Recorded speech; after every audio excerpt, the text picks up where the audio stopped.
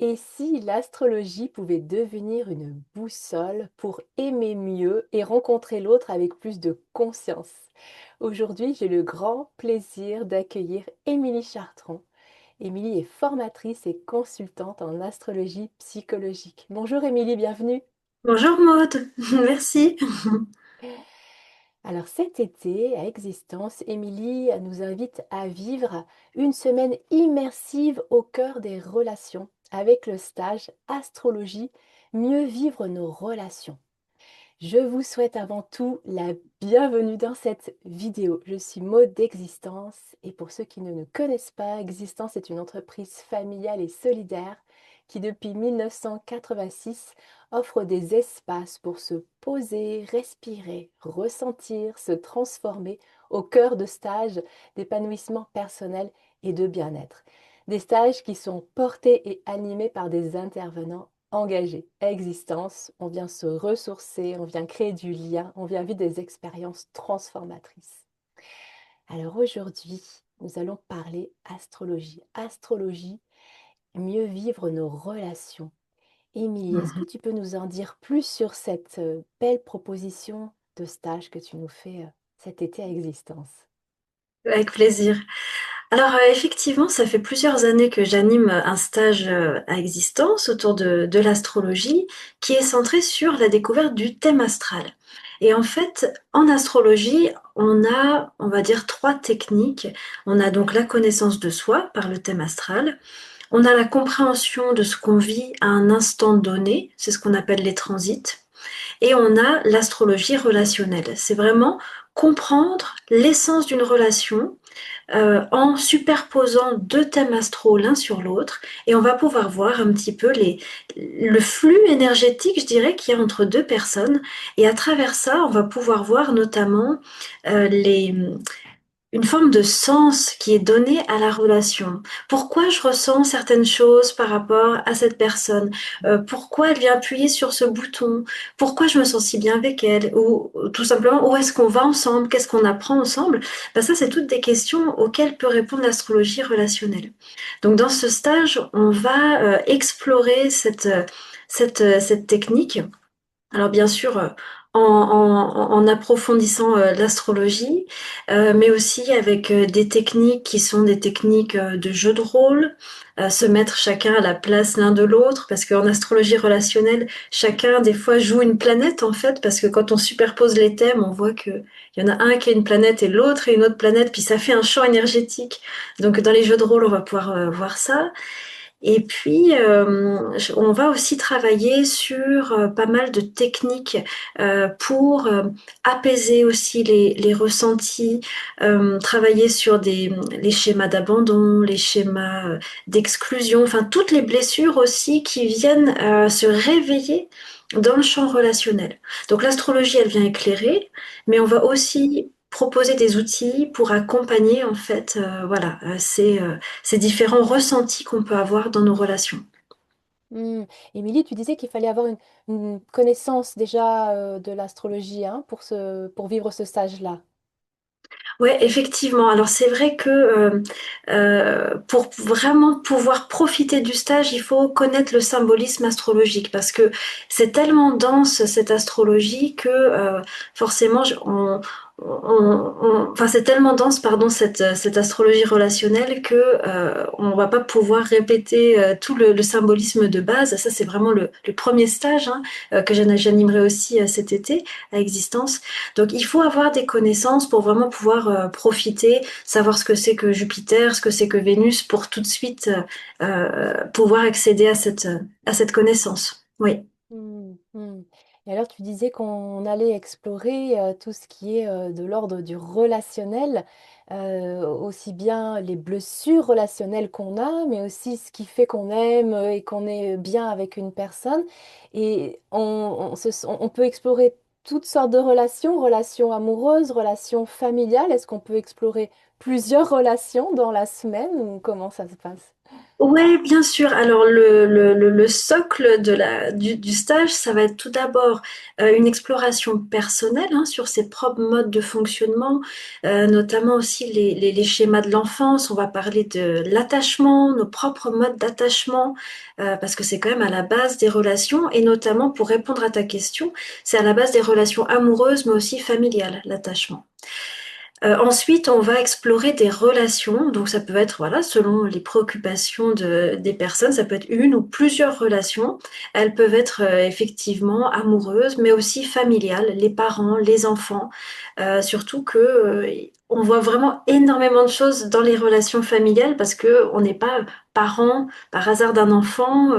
Et donc, il y a énormément de choses qui se voient dans ce type de comparaison de thèmes. Donc, oui, tout à fait. Hmm.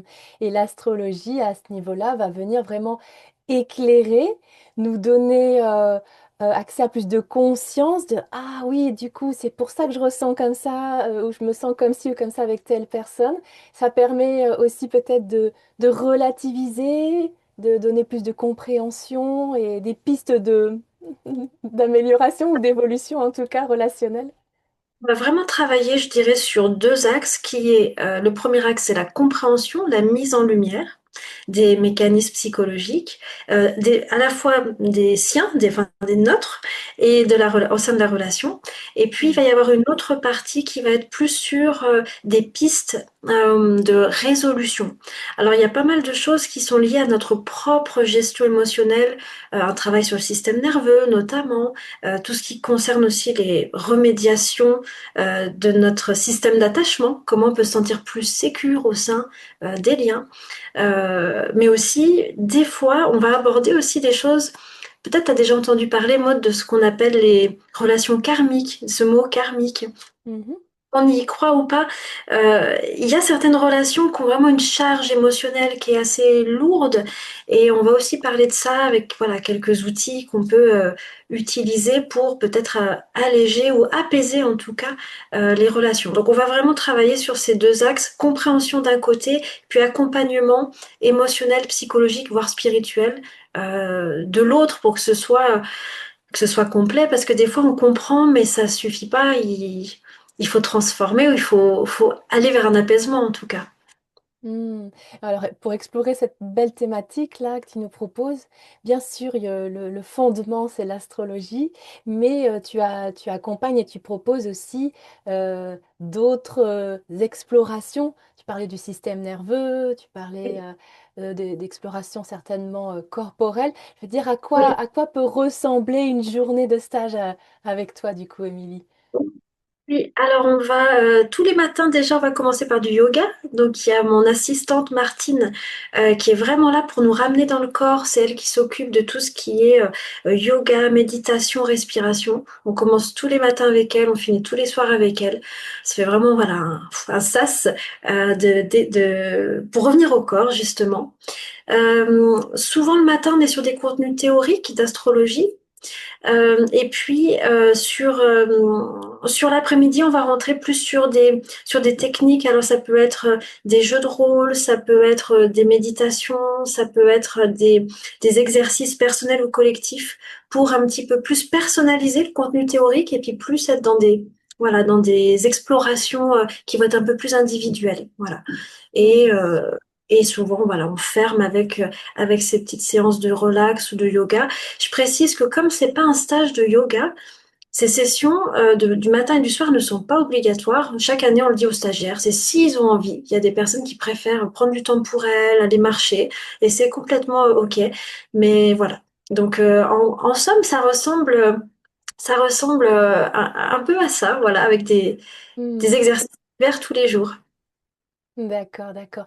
Donc vraiment, ça, voilà, si j'ai déjà un petit peu des bases en astrologie et je sais pas que je rencontre toujours les mêmes schémas peut-être relationnels qui se répètent Oui. ou que j'ai déjà observé que j'ai une blessure d'attachement et qui me pèse. Enfin, en tout cas, ça va venir répondre, ça va venir m'aider, ça va venir répondre à ce genre de questionnement, on va dire. Exactement. Bah, surtout si ça se répète, il y a de fortes chances que ce soit inscrit dans le thème individuel, dans les propres mécanismes personnels. Mm, C'est pour ça qu'il y a vraiment cette partie du stage où d'abord on commence par soi, parce que bah voilà, il y a beaucoup de choses qui sont aussi liées pas que à l'autre. L'autre fait écho, mais vient toujours réactiver une machinerie émotionnelle qui est la nôtre. Donc, mm. donc oui, oui, voilà, effectivement. Oui, d'accord. Et tu disais, on n'est pas parent de cet enfant pour Oui, rien aussi. Ça, les ouais. relations familiales aussi, là, ça va venir aussi les éclairer fortement. Oui, oui, oui. Et il y a une vraie hérédité astrologique entre les parents et les enfants, c'est-à-dire qu'on travaille souvent les mêmes défis, les mêmes challenges. Aussi, on parlera de ça, mais souvent les enfants et les parents sont liés par certains marqueurs qui sont ceux du destin et de l'apprentissage commun. Et donc, dans les thèmes, on peut voir justement bah, qu'est-ce qu'on apprend. Ça peut être des fois, je sais pas, on apprend l'affirmation.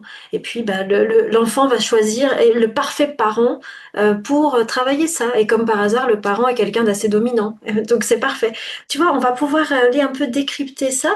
Puis peut-être c'est des situations relationnelles difficiles, mais quand on les éclaire par l'astro, on se dit, ah bah oui, effectivement, ah mais ça fait sens, ah bah non, je comprends.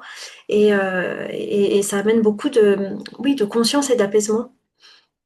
Donc oui, Mm. oui, il y aura une bonne partie sur les relations familiales, effectivement. Mm, mm. Et tu disais, voilà, se sentir aussi plus en sécurité dans les Ouais, relations. C'est parfois ça aussi, que ce soit dans les relations familiales, mais aussi amoureuses, qui peut donner de la difficulté à être en couple ou à... c'est ça? exactement. Ouais. Exactement, parce que même si des fois on a des très belles, ce qu'on appelle des synastries, donc des comparaisons de thèmes, c'est comme ça qu'on appelle ça. Synastrie, ça veut dire mettre les astres ensemble. Donc même si on a des très belles synastries, il se peut que parce qu'on a une histoire familiale complexe, on a un attachement qui est insécure. C'est-à-dire que être en lien avec l'autre, ça nous crée une forte anxiété. Et quelle que soit la personne qu'on va rencontrer, eh bien cette insécurité, elle va se réveiller. Alors des fois, de manière plus ou moins forte, hein, d'ailleurs. Certains partenaires vont plus l'activer que d'autres. Mm. Mais ce qui est magnifique, c'est que l'attachement, c'est quelque chose qui évolue dans le temps et qui peut vraiment se transformer.